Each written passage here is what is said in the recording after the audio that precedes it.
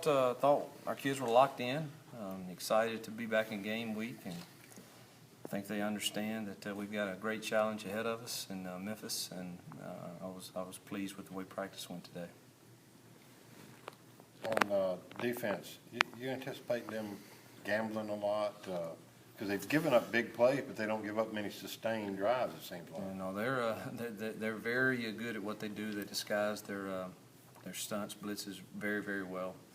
A lot of corner fire, corner traps, mad dogs inside. I mean, they do a lot of things, and their kids play with a great sense of urgency and passion, and they can certainly create a lot of negative plays that probably put you behind the chains.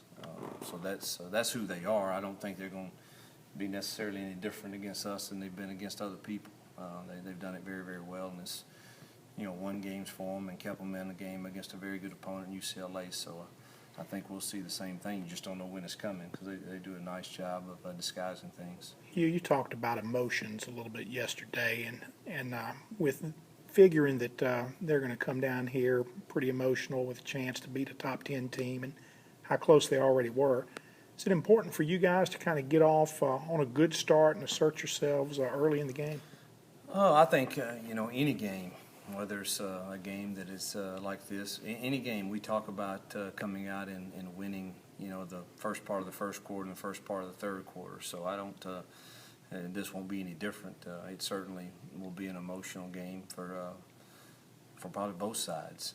I think our kids, I hope after playing 2 games that I don't think we were real emotional, which is okay. I've said that. I'm not saying that as a negative. I don't get, as long as we execute and play with passion.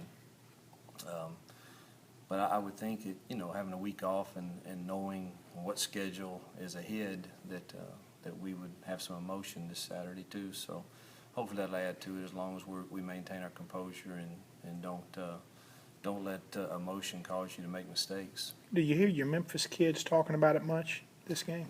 I don't. Man, I just talked, we had a team meeting today. I talked about we continue every team meeting. We do an all-in moment. And I shared with them a story of me and one of my children, and that kind of was a lesson to me as a father. And then I shared with them a couple of examples of pitfalls in this world we live in that athletes can make, hoping that they'll learn from other people's mistakes and not make the same.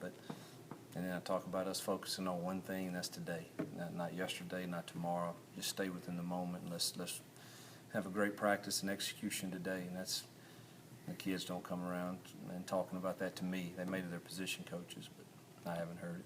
Given all the headlines that have been out there, both professionally and in the college game, is it a little easier to get their attention right now about off-field behavior? Well, if it's not, they're jumping over every roadblock imaginable because I've said it before and I'm going to say it again.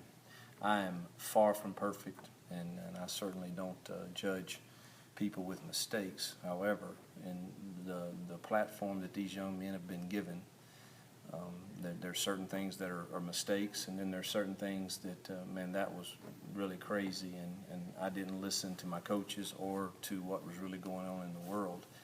And everything seems to be a big,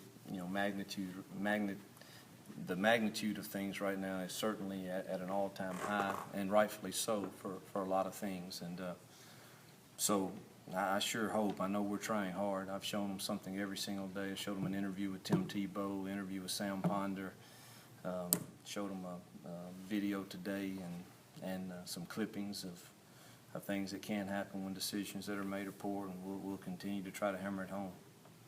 How's Octavius and Jordan look? They look fine. Look fine. I didn't see anything that would give me alarm today in those guys.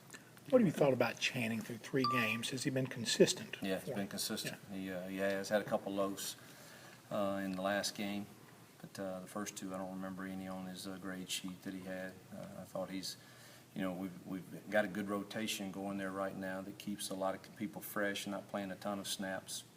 And as long as they keep producing, we would like to continue to do that. It's better for them in the long run for the season as it goes on. He's only had a couple opportunities, but how have you felt about how Andrew Fletcher's kicking in practice? He's 100% now, so I'm good in the game, you know. Kicked well today in practice. I think he's solid from 40 in. Anything outside of that, Gary would be the guy probably. Maybe 43 with Andrew. We have to see the conditions, but he's been really solid. Happy for any time you see a senior get his chance and he does well, and he's made the most of it. Markel Pack got more time against ULL before the third quarter. Yeah. I mean, early in the game. What have you seen out of his progress? Skill-wise, he's very talented, and you know, he's going to be a really good player. He's got to heighten his awareness of the little things, you know, alignment, you know, stems on routes, blocking schemes. And, you know, if you change something on him a little bit, it tends to maybe move a little fast for him right now, which is understandable. But he's definitely coming on and a guy that's got to play for us.